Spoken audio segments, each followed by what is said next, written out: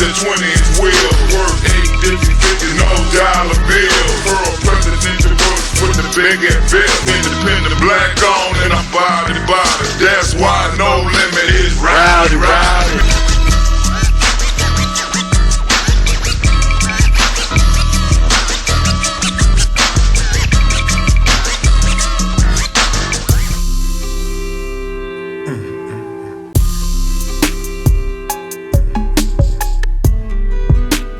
Welcome to the Dark Black Times. And so recently, legendary recording artist and entrepreneur Master P and his son Romeo are in the headlines for all the wrong reasons. And so from what I know, Master P posted a heartfelt condolence to the late entertainer / dancer Twitch on Instagram.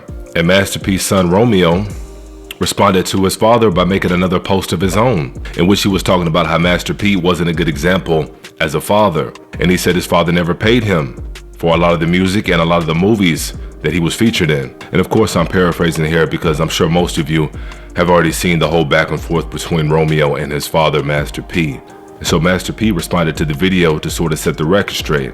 I'm gonna go ahead and let it play and then I'll chime in. Today is a sad day because I gotta get out of character and put this on the internet, which I don't want to do. But I try to call my son. People say, why you call? I did. He don't call back. It's been months. So my question is to Romeo. Like, if you've been in the business for long as you've been in, and you're a 30-something-year-old man, and if you've been around me, watching me hustle and do my thing, why you not where you want to be at? Because that means you're not listening.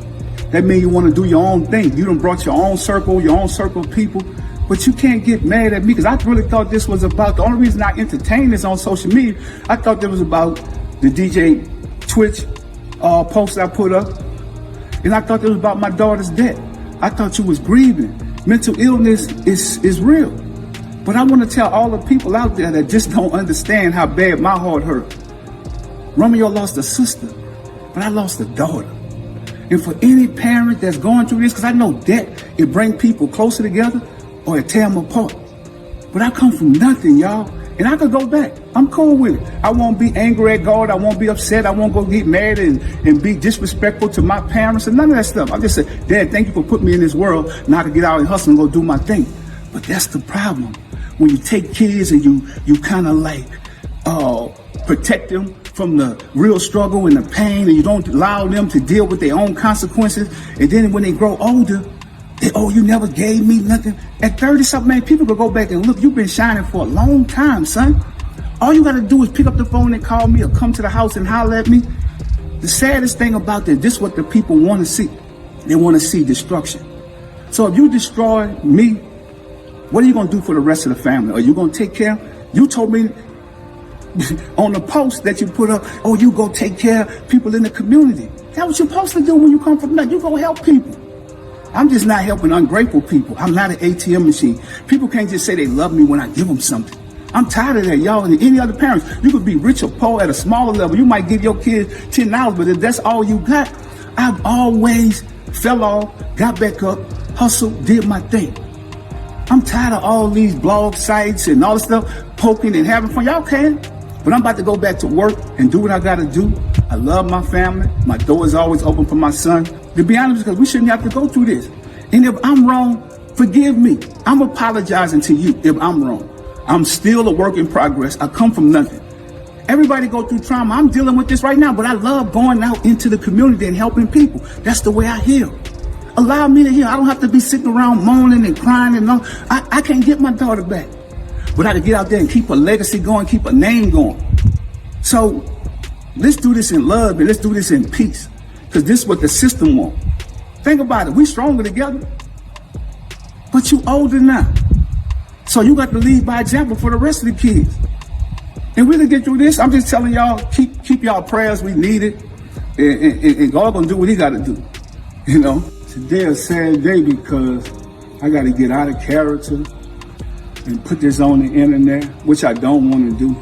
But I try to call my son. People say, why you call? I did. He don't call back. It's been months. So my question is to Romeo.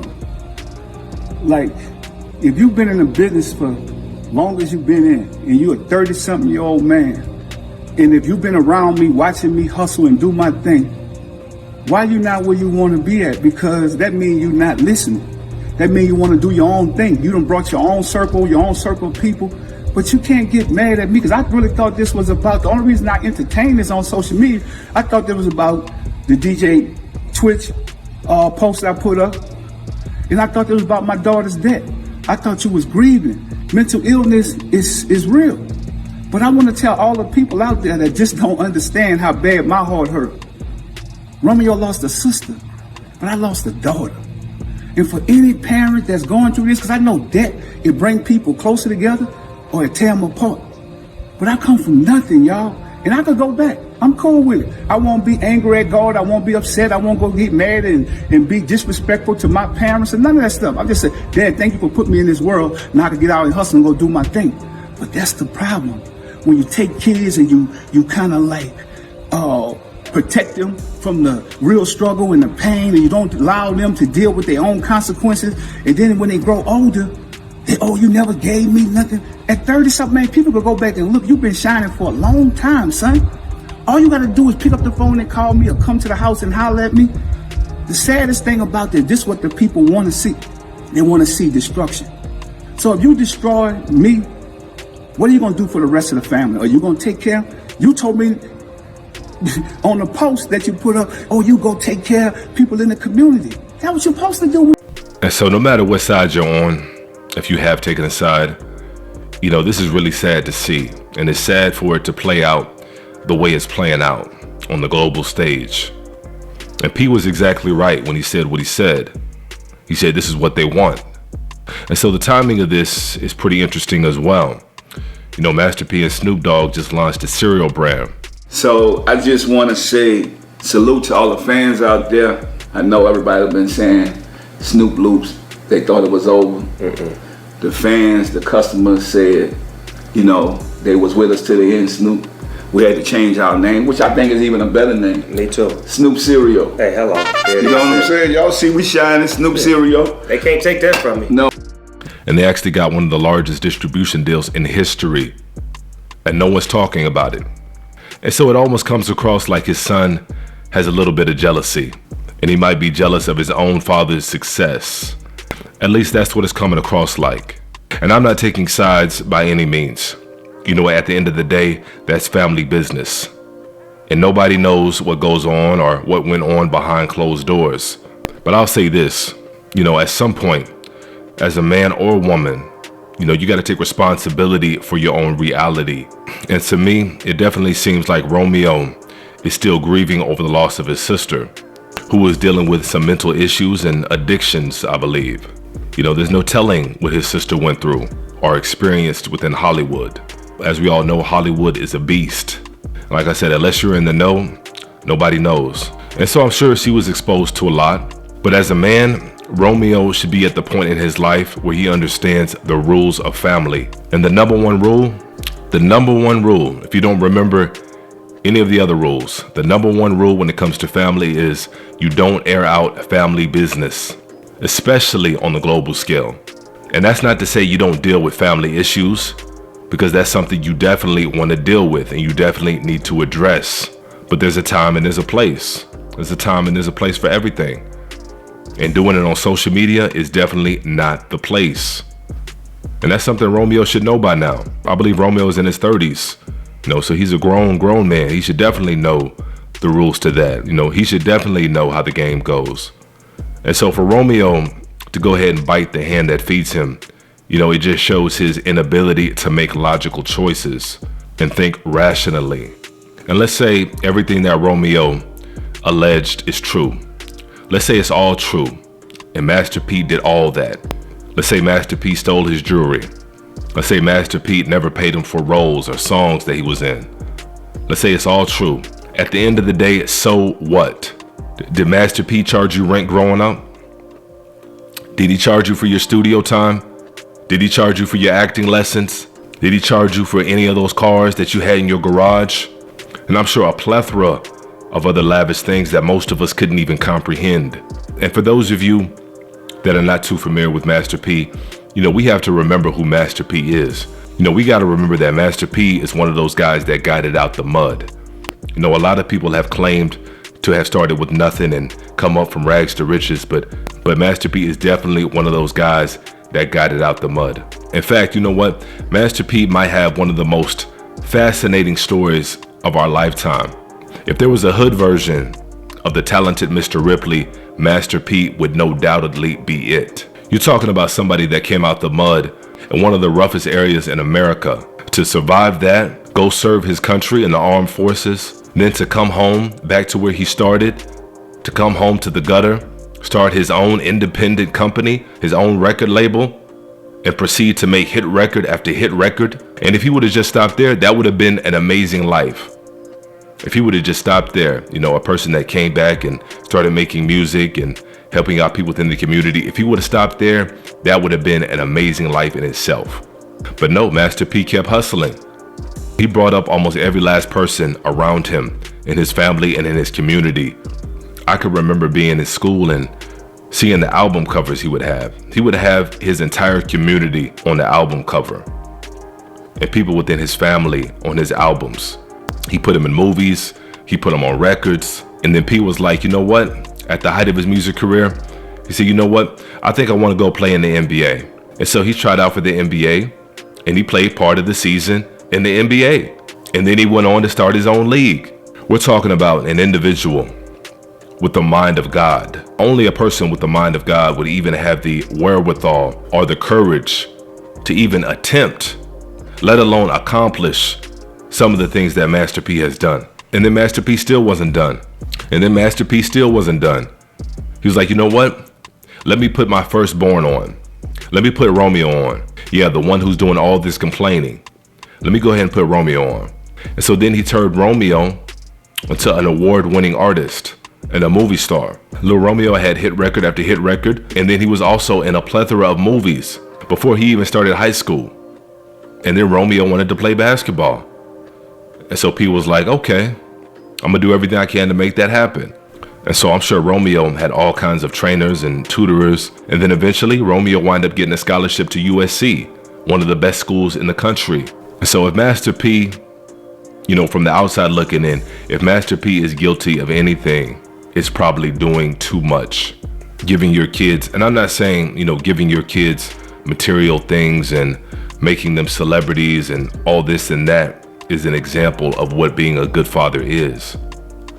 But as a parent, all you can do is the best that you can with what it is that you know.